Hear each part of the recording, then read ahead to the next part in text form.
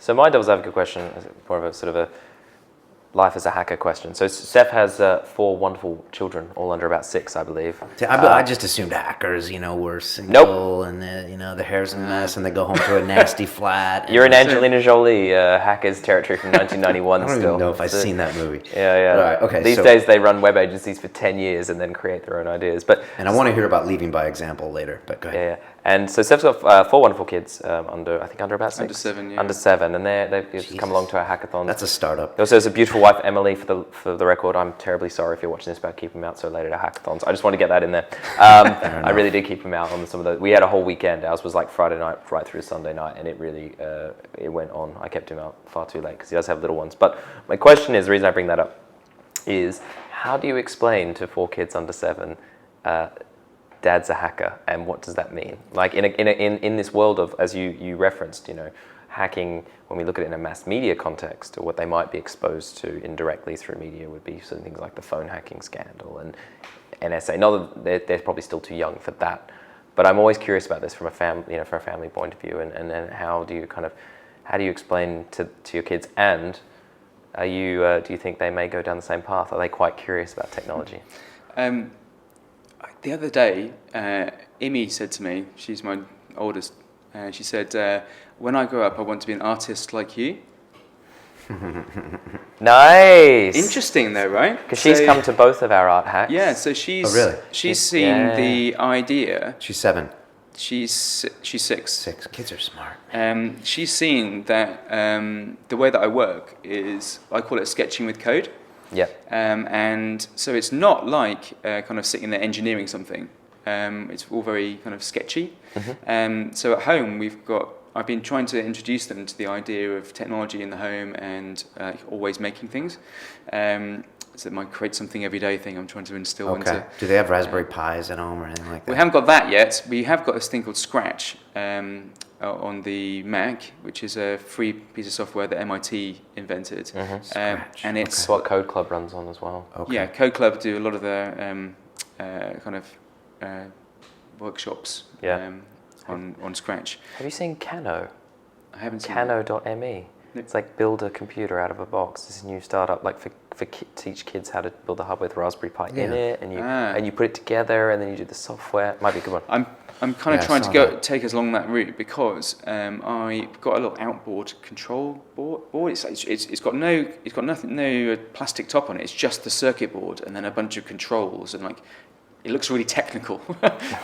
What's this? Wow. Yeah. But it has things on it like a sound sensor and a light sensor and a little slider. And the thing is, you can make a cat jump up and down on the screen depending on how loud you're shouting into this microphone, or you can so you can make it say home. things. Yeah, and it was about £30 or something. Wow. I just kind of left them there with it, and then sometimes of an afternoon I kind of walk in at the weekend and they're just on Scratch and they're playing with it, and it's theirs. They just go on there. Oh, I'm just on Scratch doing this thing now. And the hardware plugs into the Mac. Yeah. So you can use like a software front end, and then you can. Yeah. Okay. Right. And it looks like you're hacking. It looks like it's a bit of a circuit board. Okay. So the other day, I mean, this is I don't know where this came from really, but I was just walking along talking to her, and she said, "Daddy, I want to make something. I've got an idea. I want to make a seat with wheels on that I can make it go, so I can go down the road on my seat, and you can carry the seat on your back." And I said, "Okay, well we could build that. Yeah, let's make it. How would you control it?" And then she said, "We'd just make an app for the iPad." Wow. Okay. And you're like, uh-oh. So, well, I mean, I have to do it now, right? You can't get a suggestion like that from a 6-year-old and then go, well, maybe later. You have to sit there and do it. So I'm now researching things on Maplin. I've never done anything like that.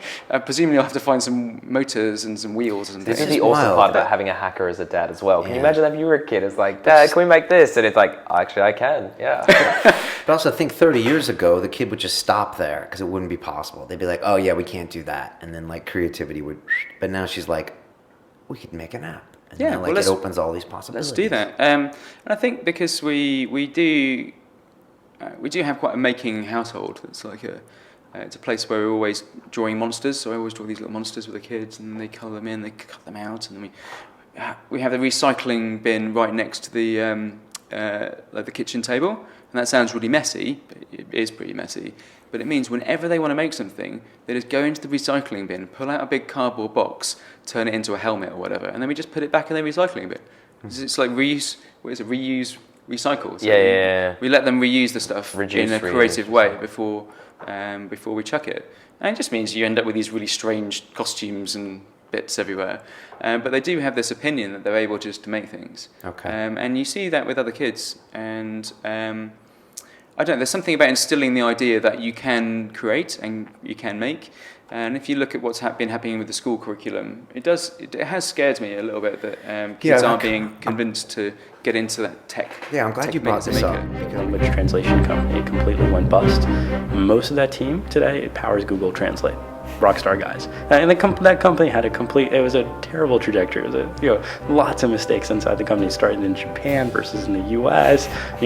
Founder was a little nuts and kind of quirky. Lots of scars there, but the people were exceptionally talented, and they've all ended up in good spots. So that was a failure for him. Second business that he went to was he joined a